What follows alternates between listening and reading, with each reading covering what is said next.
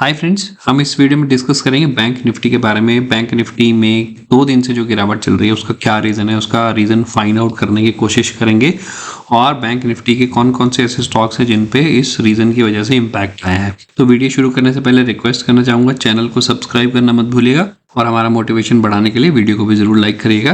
तो video start करते हैं विदाउट एनी डिले। आज बैंक निफ्टी ने क्लोजिंग दी है 43,583 पे, कल के कंपैरेटिवली 577 पॉइंट नीचे क्लोजिंग दी है। आज बैंक निफ्टी ने ओपनिंग की थी 500 पॉइंट्स गैप डाउन के साथ।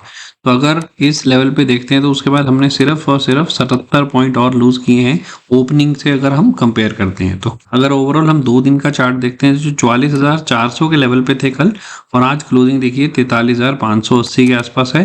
तो कल के हाई से कंपेयर करते हैं तो कल के हाई से हम ऑलमोस्ट 800 पॉइंट नीचे लुढ़क चुके हैं। आज बैंक निफ्टी ने इस लेवल पे सपोर्ट ली है और ये लेवल है 43,500 के आसपास। तो ये सपोर्ट अगर टूटती है तो 200 पॉइंट नीचे डेफिनेटली यहाँ तक जा सकता है, 43,200, और इस लेवल के फर्दर अगर जाता है नीचे तो 42,800 तक के लेवल हम देख सकते हैं बैंक निफ्टी में। तो बैंक निफ्टी में जो गिरावट का रीजन है वो है आरबीआई की पॉलिसी जो कल रिलीज हुई थी। आरबीआई ने बोला है कि जो रिस्क वेटेज है बैंकिंग और एनबीएफसी सेक्टर के लिए, उसमें 25% जो है उस वेटेज को बढ़ा दिया है।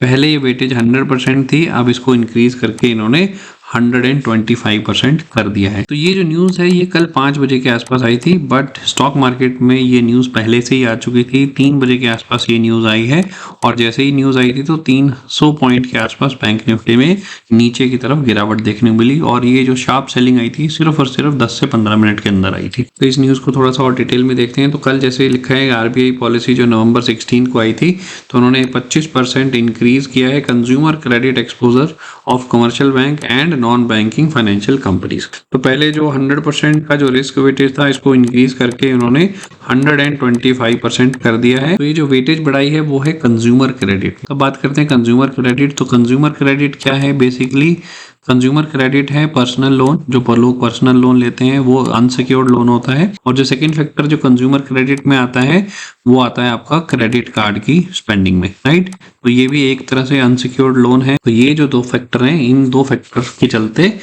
मार्केट में थोड़ी सी नेगेटिव सेंटीमेंट देखने को मिल रही है।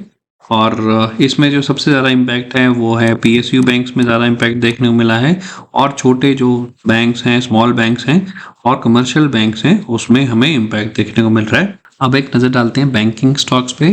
तो इस न्यूज़ के बाद कौन कौन से बैंक्स में कितना इम्पैक्ट आया, लेट्स फाइंड आउट। पहले करेंगे बात एचडीएफसी में ज़्यादा इम्पैक्ट देखने को नहीं मिला है। कल भी इतना नहीं गिरा था, आज भी तकरीबन 3 पॉइंट नीचे गिरा है। वहीं पे बात करते हैं आईसीआईसी बैंक, तो ये तकरीबन 1.5% लुढ़क गया आज। और इसके अलावा जो सबसे बड़ा पीएसयू बैंक है एसबीआई, देखिए इसमें सबसे ज़्यादा गिरावट देखने को मिली है। इसमें गिरावट हुई है 3.69%, 21 पॉइंट लुढ़क गया है। 563 पे इसने क्लोजिंग दी है। कोटक महिंद्रा बैंक में भी ज़्यादा कोई गिरावट देखने को मिली, ये भी ठीक है। और ये देखिए एक्सिस बैंक में भी बहुत बड़ी गिरावट आई थी 3% के ऊपर। IndusInd bank is okay. Bank of Baroda में भी हल्की सी गिरावट देखने को मिली। पंजाब नेशनल 2% से ज्यादा लुढ़क गया। अब यूनियन बैंक में देखें तो 1.5% से ज्यादा गिरावट देखने को मिली है। इंडियन ओवरसीज भी 2%, यहाँ पे भी 2% है। और आईडीबीआई देखिए तो 4.5% की गिरावट देखने को मिली है।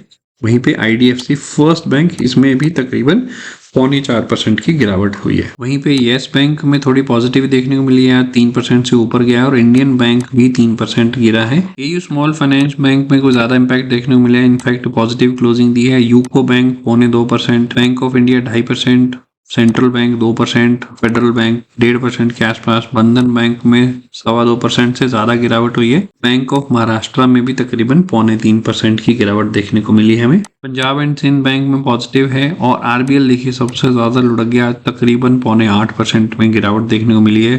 पूर्व व्यासा बैंक में 3%, जेएंडके बैंक ऑलमोस्ट 0.5% ऊपर गया है। वो जीवन स्मॉल बैंक 2.5% से ज्यादा लुढ़का है। इक्विटास में कोई इम्पैक्ट नहीं है। सिटी यूनियन बैंक में पॉजिटिविटी है।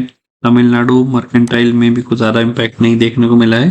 कर्नाटका बैंक 2.5% से ऊपर लुढ़क गया। सीएसबी बैंक में 1% के आसपास की गिरावट देखने को मिली है। उत्कर्ष स्मॉल बैंक 1.80% गिरा है। साउथ इंडियन बैंक भी 2% के आसपास गिरा है।